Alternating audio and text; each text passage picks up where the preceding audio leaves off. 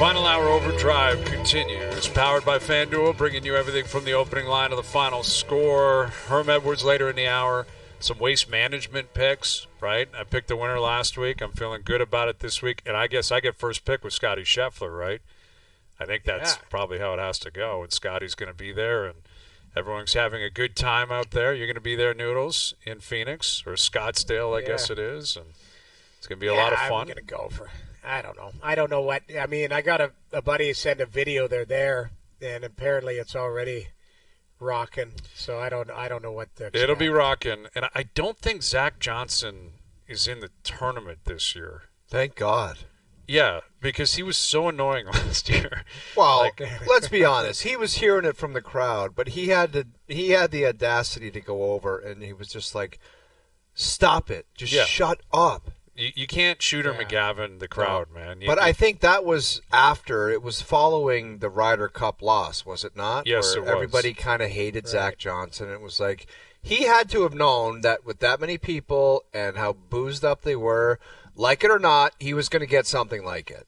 Absolutely, and it carried over to Augusta. Remember on 12 green, he yelled when he missed that putt, and they jeered him, and he was like, he said something. Like he said, bleep off. Yeah, and then afterwards, remember, he acted incredulous. Like, what are you talking? I have no idea. Oh, yeah, he's like, I wasn't talking to the crowd, and everyone was like, dude, there was a hot mic. Yeah, it's like, Zach, we know what you did, man. We know what you said. Yeah, but it'll be a good tourney, and we'll get to that a little bit later in the hour. Again, Herm Edwards coming up. Darren Dreger will join us. Leafs coming off a big win last night in Calgary. And a lot of Leaf fans, that's always the story. We've been talking about it all week.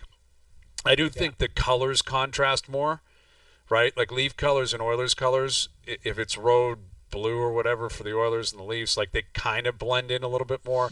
It's so much more like pure, like the blue and red the white and or the red or whatever. I think it's gotten... I think in Canada, like I never remember, and I played for the team, I don't remember Toronto ever being a jersey market. I really don't. But I think it's in the last 10 years why it's like them visiting across the country has become so much of a polarizing topic, because I think in the last 10 years, like jersey guy in Canada has really become a thing. Mm-hmm. Because I don't think it was. When I went to Carolina, every sports team, everything is jersey guy. But I remember thinking, this isn't Canada. Like, this isn't a Canadian thing where people don't do the jersey thing. But then it started to gather steam, and that's why it seems like there's just so many more now. I was reminded, too, when you only go out west once, right, when you only get one opportunity, we see this all the time. McDavid's coming to Toronto. You get one chance to see him. That's it. Like, you'd like to see more. People are building around it. But that's exactly. So I was reminded the other day, like, it's not just in Edmonton or in Calgary, we'll call it Van, too. Like, there's people coming from Saskatchewan that drive in, or from Lloydminster, a lot of small towns that come in. They get one chance to see their team, and they're going to drive 8 hours. And keep in mind the economics of it. It's a lot cheaper to get a ticket in Calgary or in Edmonton than it is in Toronto, to be honest. Like, so absolutely. A lot of my buddies who are Leaf fans, they don't care to see the Leafs in Toronto. It's an experience, all of that. They'll come to Toronto, but they'll want to see the Leafs somewhere else where they can actually afford to get better seats and watch them. So it's a cool experience to see your favorite team on the road. Like, it really, really is. It's a different world. It's especially if you're from Toronto and what you're used to is going down to see the Leafs play at home. It is totally different. But it was a good win last night. William Nylander with 3 goals. He's up to 33 on the year. What's the mini Jerry? He hits 50. Mini Jerry on a Wednesday. Nylander hits 50 on the season. I'll give him 65% right now. Ooh, okay. 29 games left. He's got to score 17 and 29. Yeah, I'll give him 65. I'm a little lower on that. What is it? Just doing the numbers, I'm sure Joe from the Bridge has done them. What is he on pace for? Is it just under 50? Yeah, I think it'd be 47 or something like that. Yeah.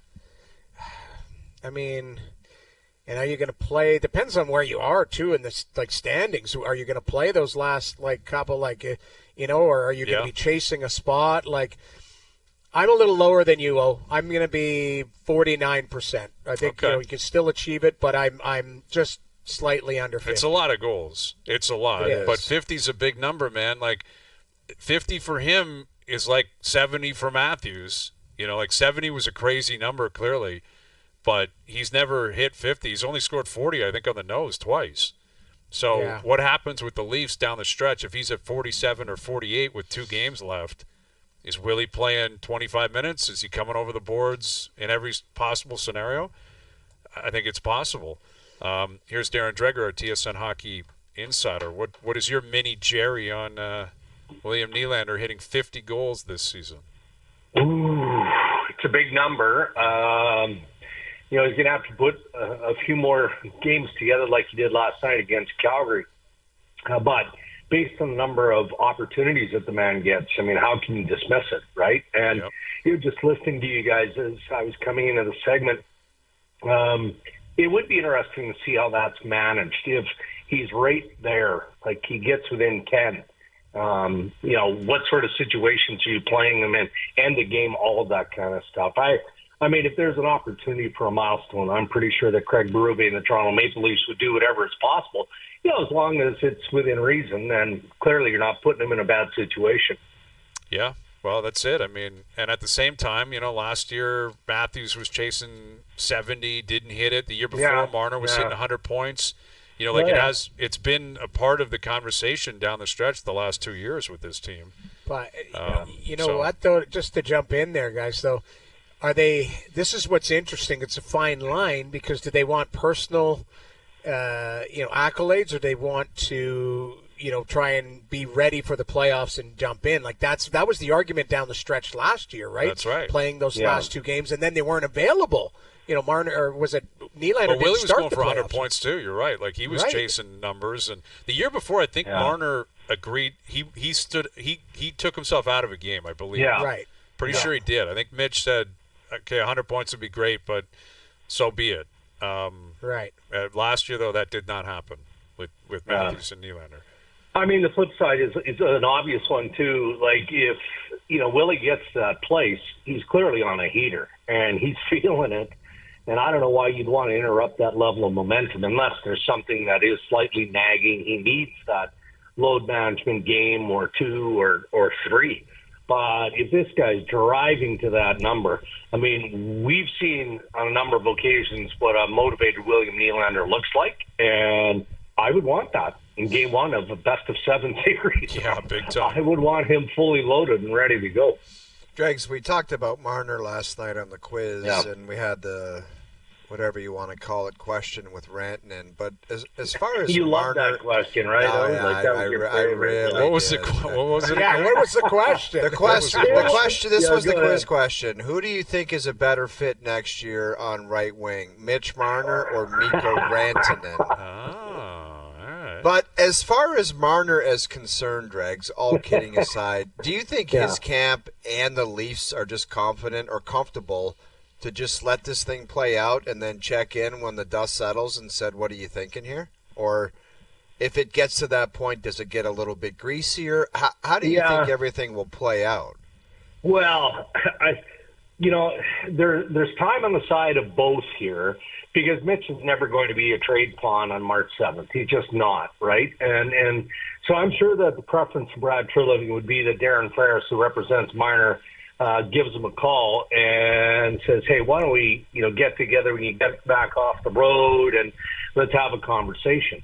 You know what the cap projections are for the next 3 years. And year 2 and year 3 are somewhat written, as they say, in pencil. And I'm not really sure what that means. How much is it going to be adjusted? Probably not a whole lot. The Players Association and the league aren't signing off on that and releasing it the way that they did last Friday unless they're reasonably sure. Right. Darren, is it a conversation, Ender, if the Leafs say we're taking kind of the stance of Colorado and we don't care about projections? Is that a conversation, Ender? No, I don't think it is. But I think that Brad would want to know what Marner's stay-home number is. And, he probably has in his own mind, along with everybody associated with that management group and everybody that invests the time that they do in crunching the numbers. They have a percentage number of what makes sense, and frankly, I don't know what that is.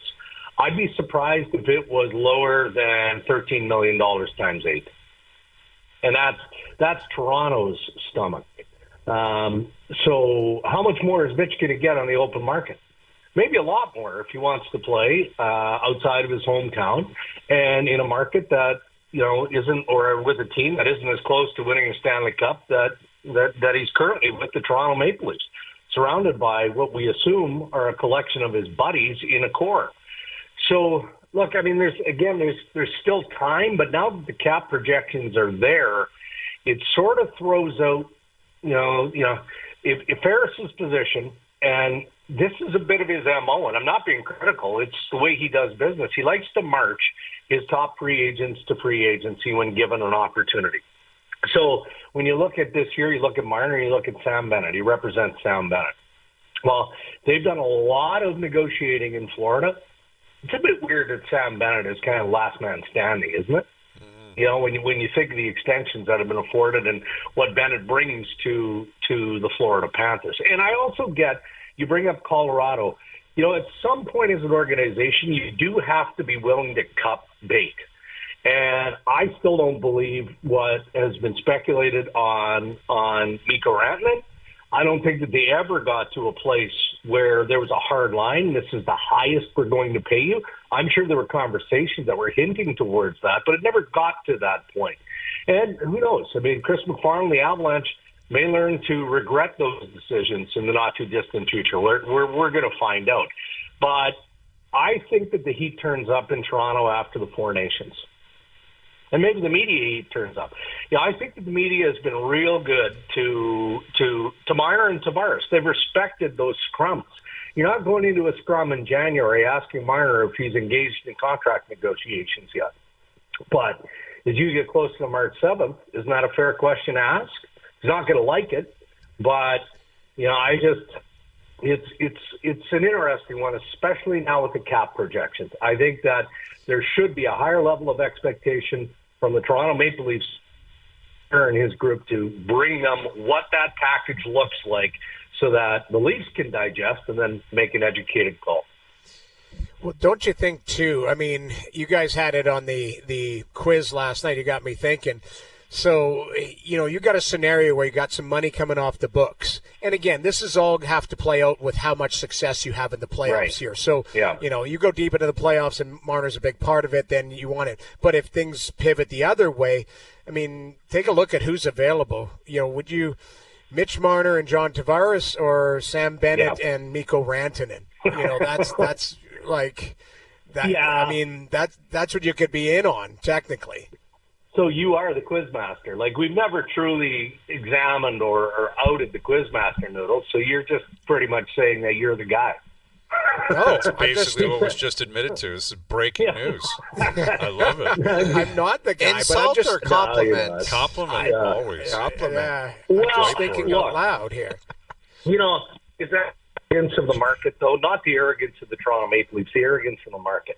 Like, are we absolutely sure that Mikko Rantanen, if he doesn't extend in Carolina, is 100%. I mean, look, there are going to be a number of teams that go down that road with Rantanen if he gets July 1st.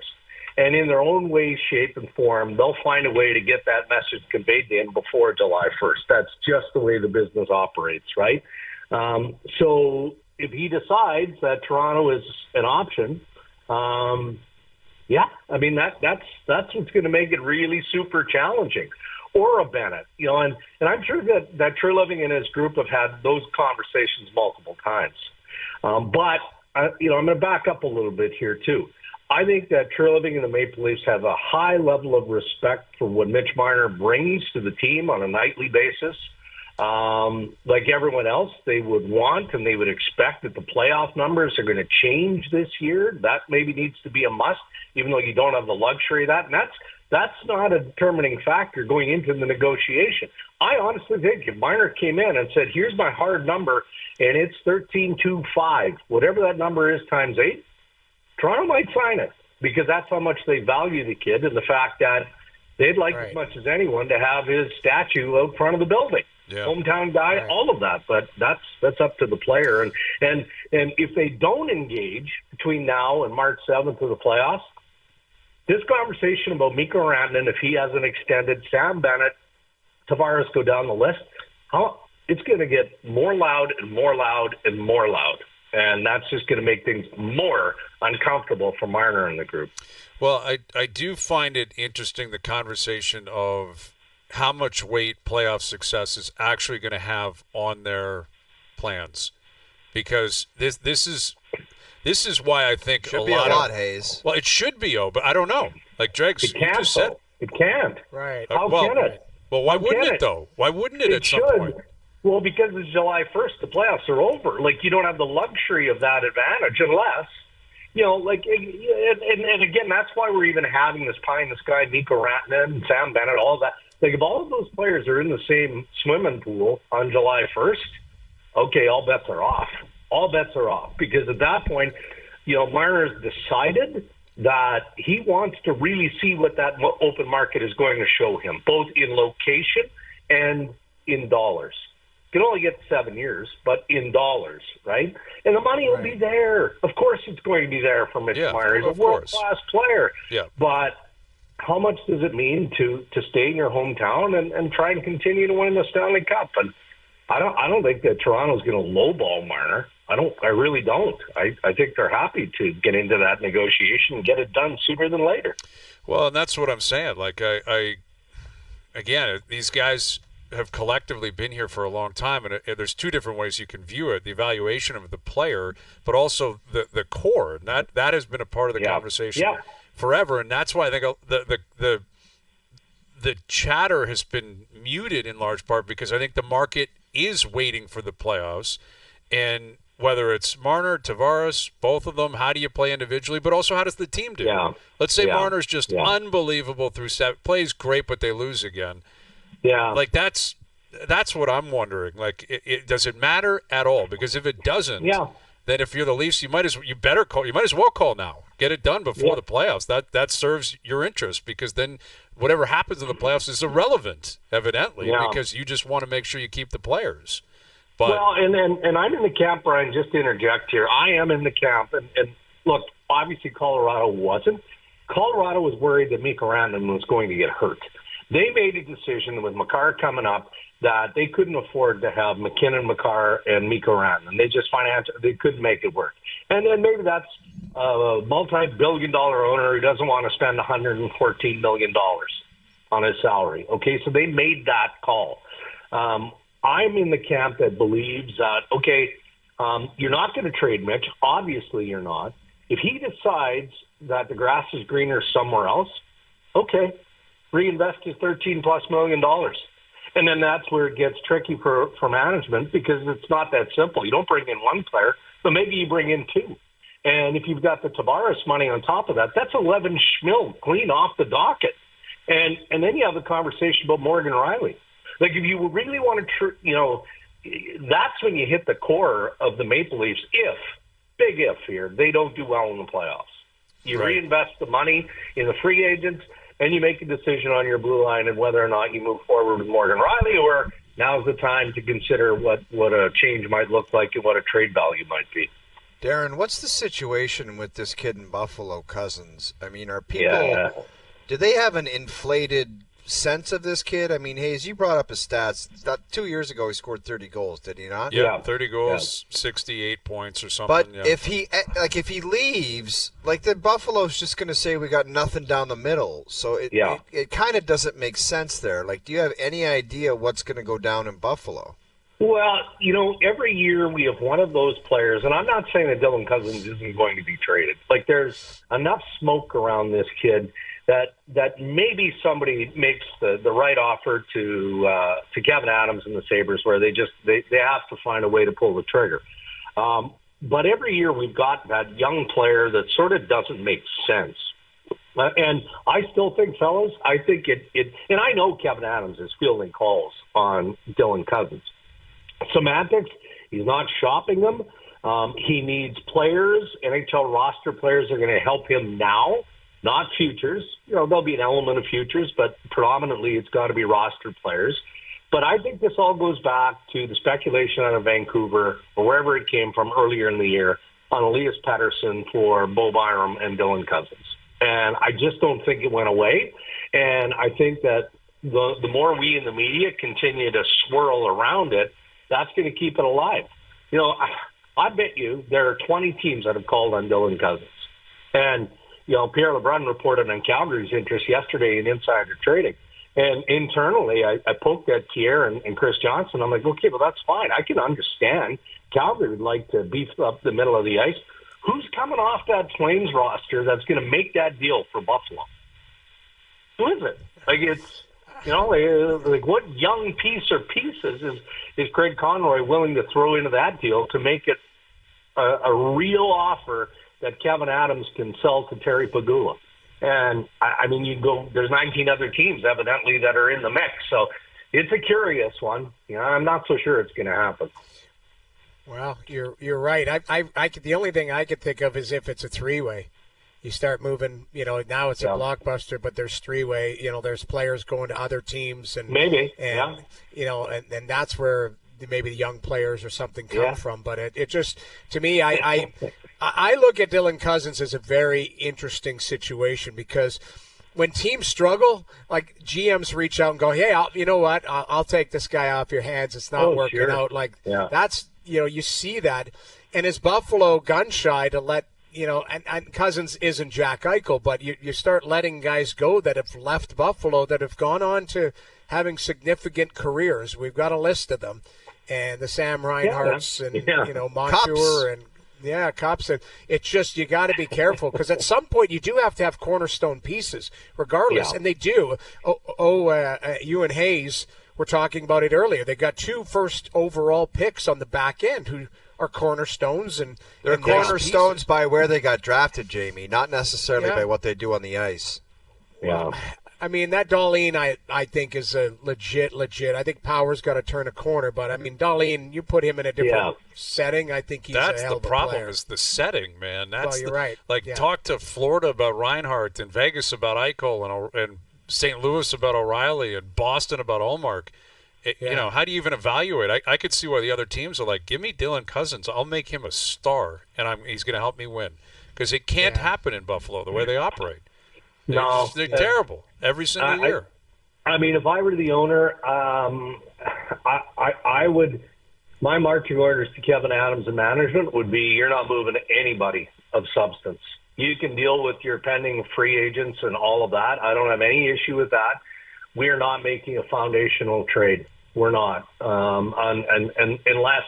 You know, I have a group of people that are going to sign off on that. And that speaks to a lack of trust. And I'm not suggesting that exists. Because, in fact, I know that Terry Pegula still has deep trust in Kevin Adams. I guess what I'm saying is you can't keep knee-jerking. Well, this coach isn't working. Let's bring Lindy back. See how that goes. You know, and then it's this, and it's something else, and it's something else after that.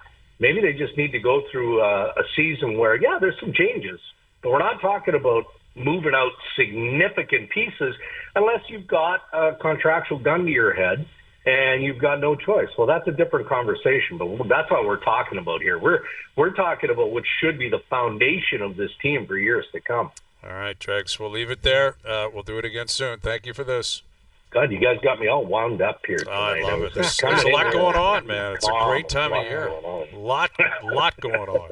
I love it. Dregs, you should actually talk. We just talked about it here. We're going to have an OverDrive day of charcuterie pictures sent to us for the Super Bowl. But O said that you spend the whole day. Is that around Christmas or whatever? Christmas Eve with the outdoor rinks. The outdoor rinks. This is our outdoor rink. Yeah, and charcuteries and all that kind of stuff. I do it. Yeah. I might participate in this. I'm in. Let me know. Send the pic, man. Doogie will retweet it. It's very important stuff. I'm sure you'll be elated by that. Be a watershed mark for you. Thanks, Dregs. Darren Dreger, TSN Hockey Insider. Well, it's going to be interesting to see what happens here. Like, we're closing in again on deadline, on playoffs, on what happens with certain teams and certain players and contracts and all that good stuff. All right, Herm Edwards coming up. Best bet still to come. We'll get some golf picks in for the Waste Management Phoenix Open. Overdrive continues. TSN 1050 and on TSN 2. All right, best bet still to come. Get some golf picks in. Super Bowl rapidly approaching. Every incredible playoff moment on TSN is powered by Bud Light. A refreshing taste that's easy to enjoy. Tune in game day for pulse-pounding action. Doogie has until 4 p.m. tomorrow to establish what we're betting on Friday. The spread will be a part of it, the total, there'll be props, quarterback, wide receiver, running back, but we've got to mix in a few others. I think it's mandatory. I think we have to, and we'll see what Commissioner Doogie has in store, and we'll get to that It's just tomorrow. a weasel approach from a guy that's down 3. He's like, I need enough to be able to get in the lead. It's a big game, man. It's a big game. You guys were spotting you a field goal. It's the biggest game. After Sunday, there's no more picks at all. It's so bittersweet, man. It's such a bittersweet day because the Super Bowl, it's so cool. It's a big night, big event, always a cool game, fun game. And then you get through it and you realize they're not playing again for 7 months. Like, you got to wait until September before they're playing football again. Yeah. Yeah, that's tough. That's our reality. That's the way it goes. But it is going to be – I think it'll be a great game. I really do. And I don't think the buildup has been nearly as significant as in the past because it's two teams we're familiar with, and it's a repeat of what we saw a couple of years ago. They're veteran teams. They're good teams. The spread is 1.5 on FanDuel. Hasn't moved at all. Everyone's expecting it to be a really close game, and I think a really good game. And a guy who's very familiar with playing in the NFL, coaching in the NFL, analyzing the NFL from ESPN. Here's Herm Edwards joining us here on Overdrive. How you doing, Herm? I am well. You mentioned both these teams are pretty much balanced. As far as when you look at them and what they've been able to accomplish this season, they played in the Super Bowl against each other. Prior to this one, and it was a very close game, as you mentioned. It was 38-35, and it looks like this one will probably be the same, be a close football game. Yeah, I hear you, Herm. Go ahead, O. Herm, everyone that's been talking and referring to the Eagles say they have the best roster in football, and on the other side of it, you have the unstoppable guy in Mahomes. What are you going to lean towards? Are you going to be do the unthinkable and think that the best roster in football, according to all the pundits in the States, or are you just going to go with the guy that never loses? Well, I'm kind of torn between both these organizations. Obviously, I played in Philadelphia for all those years, for almost 10 seasons, and actually the first Super Bowl we played in was in New Orleans. So that's kind of ironic. Mm-hmm. They're back in New Orleans playing another Super Bowl, and we didn't win. So I've never liked that dome ever since then. So that's my issue. And then my first professional coaching job was with the Kansas City Chiefs.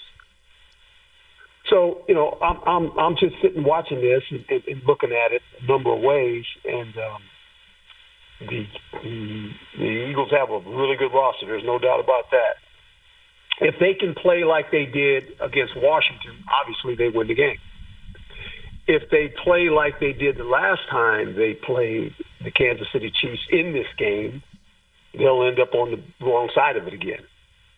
Turn the ball over for a touchdown, and then allow Patrick Mahomes to have the ball, in minute 51 left, and it's a tie football game. Well, you can almost say, well, they're done. It's over.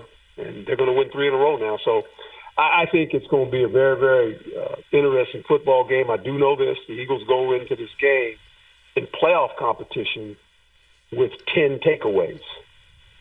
They're not just interceptions. They're caused fumbles. That kind of gets my eye. They've done a nice job of taking the ball away, physically going after the ball as defenders and taking it away from the ball carrier. That's big. And then the next thing is I think both these teams, when you look at them, they're 4-down teams. You got to play 4 downs. The Kansas City Chiefs are 70% on 4th down, and the Eagles are 73%. So you're going to have to play 4 downs. And you know that. You better be prepared for that. And I think these are the things that kind of rear their head in a game like this. It's a little situational footballs, situations. And what's really scary for the Eagles, their place kicker, he's missed 4 kicks. 3 of them happen to be extra points. That's not good. No, it's concerning. Something else that's concerning, it maybe gets a little bit more play on social media and from a fan's perspective, Herm, is the officiating. Where do you stand on where, everyone's talking about officiating and the NFL leans towards the Chiefs? What do you make of all that? Well, that's what fans get to do, and that's fine. They have their opinion. No, I don't get into that. I really don't. The officials, when you think about their job, they never have a home game. They never have a home game. Mm-hmm. Whatever stadium they walk in, it's not a home game for them. They're just an official, and they got to call it the way they see it. I think the game is fast. It moves a lot faster than it did like 20 years ago, 10 years ago. It's the ball's in the air a lot. You guys are bigger, stronger, and faster. And if you're out of position sometimes, you see it one way, and I think instant replay should be more involved in it to get it right sometimes. But these guys are under tremendous pressure. I think betting has become a big part of our society now. That's a big part of it. I think some of these people that talking about the officials or the Kansas City Chiefs always get breaks, those are people that are losing money. But that's another story. That's their problem if they bet. That's on them. Yeah, that sounds like a personal attack on me, Herm. I've been fading them for weeks now. And, I got a standard bet. Yeah. I got a standard bet. $2. Perfect. You're in the game. When you lose to me, you got to bring me a $2 bill. I didn't change. I want a $2 bill. Go to the bank, get a $2 bill, and bring it to me. That's all I can bet. That's all I can afford is $2. I got you. We're chatting with Herm Edwards, and Saquon Barkley he's been a cheat code all year, really his whole career. But the guy has just put forth just a phenomenal season. And yet, in modern football, the quarterback is always at the forefront of everything. And I guess that's always been the case. I mean, that's not just exclusive to 2025. Not with Hurts, though, this week. Well, and I guess that's what I'm getting to, Herm. Like, if you're the Chiefs and you're going into this game, are you more concerned with what Jalen Hurts can do to hurt you or what Saquon Barkley can do to hurt you? You got to start Barkley. It all starts there. And that's any football game. You can't allow an offense to dictate the terms of the game by running the football. You have to stop the run. And it's an old saying. Coach said, "You got to stop." No, you got to stop the run. You really do. Because if you can't stop the run, you got a problem. You got a major problem. They control the game when they can run the football. Any team that can run the ball dictates the term how the game's going to be played. So you better stop it. And then with this guy, not only do you got to stop it, you got to tackle this guy with more than one defender. And you can't jump gaps. You can't guess. You have to stay with integrity of the defense that's called, and you got to stay in your gap. And guys got to get off blocks, and they got to tackle this guy. And ain't one guy tackling this guy. And if you allow this dude to get going, good luck to you. Yeah, he's a beast, man. He is something else. And in terms of the history that's at stake, I mean, you played the game for a long time. You've coached in the game. You obviously, you're a football lifer. What does this mean historically if Mahomes and Reed and the Chiefs find a way to three-peat something that's never happened in the Super Bowl era? Well, you just mentioned never happened, and no one ever thought it could happen, right? No one ever imagined that Captain America and New England Patriots just win all those Super Bowls either, right? I mean, it's just in today's world, you'd go, oh man, they're going to do it again. They've been 5 Super Bowls now, or 7, something like that. I lost count how many Super Bowls. It's almost like they're right. You're a Kansas City Chiefs, you go to the Super Bowl. That's what you do. Right, exactly.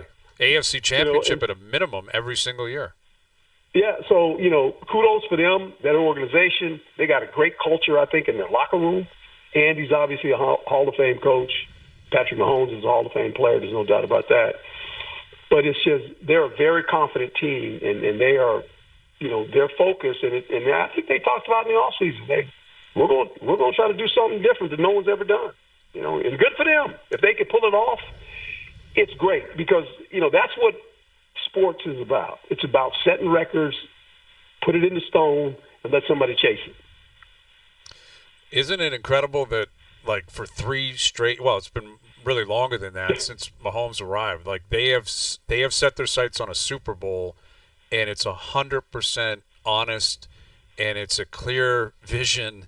Where like every team will say it, right, Herm? We're going to try to chase it. And teams know they're not winning a Super Bowl. Like if you know you don't have the team, you know you don't have the team. Like there's just got to be such a great appreciation for a guy like yourself, player and coach, who that's the message in August, and it's 100% legitimate. Like they want to win a Super Bowl. There's no doubt, and you know the crazy part about it is that every year you go into the season, you go on. Some teams just saying, hey, can we get over 500? Right. Can we win 10? Can we win 10 games? Can we get in the playoffs? These guys are like, oh, we're trying to win another. We're trying to win 3 in a row. Might as well. We ain't got nothing else to do. And if they win it, they'll just say we'll go get 4, and they'll be favored to do it next year. Yeah. That's the amazing. And they'll be dying to do it too. They'll be dying for 4 in a row. Exactly. Yeah. No doubt. It's incredible. It's fun to watch. It sure is, and it continues on Sunday. Enjoy it, Herm. Thank you for doing this. My pleasure, man. Thank you. There's Herm Edwards, ESPN NFL analyst. Dude, you're such a fraud. Like, last week you're like, I don't want these guys to be in the Super Bowl. I'm sick of seeing Kansas City at this media day. I can't control that. With Herm, you're like, it's great to watch, Herm. It's really exciting. And I'm like, this guy's a joker, man. Well, okay. Last week he was like, I don't want them to be there. That's true. I'm not. That doesn't. I don't play the games. I Okay, didn't want but them to don't win. be a fraud with Herm. What do you want me to say? Hey, Herm, thanks for coming on. This game stinks. I wish it didn't happen. Your thoughts? Like, what am I supposed to ask him? I don't know. I appreciate the greatness of Kansas City. Yeah, it was just you caught my attention when you said it was. It's great fun to watch Herm. Well, it is fun to watch greatness. So I get it. He just Montied Herm. That's what he did. Oh, he just grin screwed Herm like worse than in the end zone when he got fired. And the AD was like, Herm, come here, Herm. I want to talk to you. Arizona State, I think that was. Listen, man. I wish it weren't true. I wish this was the Buffalo Bills. I wish they were in the Super Bowl, but they're not. And it would feel. Think about how different it would feel if the Bills were down there. If we were talking to people from Buffalo that are down there, and it would be totally different. But I don't play the games. They do. Buffalo had a chance. They didn't win. Kansas City did. I appreciate that, and I'm looking forward to watching the game. But I do still wish Buffalo was in it, but they're not. All right. You guys want to get to a 5-pack of the Waste Management here? Sure. I think we go 5-pack and then a Canadian, so 6 total picks. You had Scheffler last week. So we established him? The rules. Yeah, I'm taking Scheffler. Of course I am. He's plus 280 on FanDuel. You know how absurd that's Tiger in 2000. Like plus 280 to win the tournament. And he won it 2 years ago. But, I got Scheffler. Plus, that's my first pick. My first pick might shock you. It's Sahith Theegala. You're taking Sahith with your first pick. Okay. Yes, I am. If you have watched and paid attention at that tournament, he has been sniffing around for quite a few years. He has, yeah. The guy he's got 1 win on tour, I believe. This is a big tournament. It's a tough one to win, but I like it. Okay, you're going with Sahith. I don't want to just chase the chalk here, but I'm going to go with JT, man. I liked what I saw out of JT the last couple of weeks. Justin Thomas, and I think he likes kind of this type of an atmosphere. I think he loves this type of atmosphere. I'll take JT. You like JT, huh? I like this guy enough that I'm going to vault him and have him as my Canadian as well, and that's the defending champ, Nick Taylor. Wow, what a pick. Oh, wow. Defending champ Nick Taylor. He always plays here well. Always. He loves this course. Victorious last year. Okay, you're on Nick Taylor. I don't really want to take this guy, but he looked great last week. And he's been playing well. I can't do Sepp Straka. I'm going to take Sepp Straka. You son of a bit. What? Sepp Straka, the face of the tour. You texted me last week and said, I can't stand the sight of this guy. He wins and he competes, man. They just Montied you. He said, I can't look at this guy. And Monahan, he said, Noodles, he texted me this. He goes, Monahan's going to poison Sepp Straka if he stays on top of the leaderboard. It was not ideal to see him in his squares leading the tournament again. But he's the PGA Tour Player of the Year right now. Sepp Straka. Yeah. That's how good he's been. He is. I'm gonna take Sung Jae Im. Okay, Sung Jae likes playing here. He likes playing here. You know who likes playing here? The guy plays everywhere. Yeah, well, he plays. He's the new Vijay Singh. The guy plays 50 weeks a year. He's insane. Sammy Burns. I'll take Sam. I like Sammy here. He plays well here. He's competitive guy. He's 1 on tour. Sammy Burns, my 4th pick. I'm going to keep going to the well with this guy. You know what? I'm going to take a guy from my hometown in Georgia. His name's JT Poston. Ooh, JT Poston. Okay. Yeah. I like that pick. Oh, man. I'm trying to look at guys further down. Who's the cheating guy? Is he in it? Patrick Reed? No, he's not even on tour. He went to live. He's a live guy. His time cheating over there. He would find a way to cheat his way through this. Billy Horschel's been playing well, man. Billy. You hate that guy, too. I'm not a huge fan of Billy and the whole vibe. No. You know what I'm going to take Ricky Fowler. Ricky Fowle. Do you not remember when Ricky Fowler went 37 under at the No Balls Open and didn't go for that par 5 and 2 and cost him the tournament? And Arnie Palmer called him directly after and said, Ricky, what are you doing? You're in it to win it? I just need him to top 5 it, man. I need points. Rick Fowler. I'm going to take 2 more guys, okay? Yep. I'm going to take 2 more guys. One is Corey Connors, so I'm going to have 2 Canadians. Oh, wow. That just stole my Canadian, dude. Yeah. Okay. And the other one is Max Grieserman. Dude, he's hot. I took him last week, man. He's going to win on tour this year. Yeah. He's a really good player. Oh, man. I'm going to take Hadwin because he lives in Arizona. Yeah, I'll take good Hadwin. Pick. Hadwin's he's an Arizona guy. You need one more. Do I? I thought I had 5. All right, I'll throw another guy in there. Tom Kim. Tom Kim playing 6.5-hour rounds. Dude, he's got to speed it up. He's got to speed it up. It's sickening what he's doing on the course right now. Tom Kim, is that enough? Do we have all the? I don't even know. Needs one more. Okay, so I ended up with 6 and a Canadian, so you need one more. I've got Sahith Theegala, Nick Taylor, Sung Jae Im, JT Poston, Corey Connors, and Max Grieserman. Okay, just take one more and we'll figure it out. Hayes has 7. Has 7. Oh, that's what it is. So take one more guy. I'm going to take a guy named Jordan Spieth, and this is the last time for him. I've always committed to him, and he doesn't do squat for me. Okay. Yeah, I don't like that pick at all. But okay, I thought you'd take your boy. Forget Luke it. Forget it. Forget it. Clanton. I'm not taking Spieth. I'm taking a guy that's sitting right in front of my face, who's a quality player. It's Wyndham Clark. Okay, Wyndham's down there. None of us took Decky, man. He likes playing here a lot. I think he's won twice here, hasn't he? You want your guy Decky? I'll take somebody. I'll take Decky. Throw him. Take Decky. I'll take Fitzy. Okay, there you go. Now it's over. Done. Now it's over. No more. Okay. Come back with our best bets. All the picks have been established. We'll get to our best bets on the games tonight. NHL, NBA, OverDrive continues. TSN 1050 and on TSN 2. Today's best bets are powered by FanDuel. Make your picks and assemble a same-game parlay in seconds on the FanDuel Sportsbook app. You've got the Oilers in Chicago tonight. Oilers money line, puck line, actually. I think they win by 2+ tonight. I think they might just dummy Chicago tonight. And I'll parlay that with Draisaitl 2+ points. That's paying plus money, but not even that much. But I like it that much, like plus 152, just like we hit last night. We hit the Matthews point prop, Leafs winning the game. That's what we're rolling with tonight because I think Edmonton wins big. I think Draisaitl will be cruising. McDavid could have 4 points tonight. That wouldn't shock anybody. And today's bets are powered by FanDuel. Live same-game parlays are now available for every NHL game on the FanDuel Sportsbook app. Please play responsibly, 18+. Physically located in Ontario.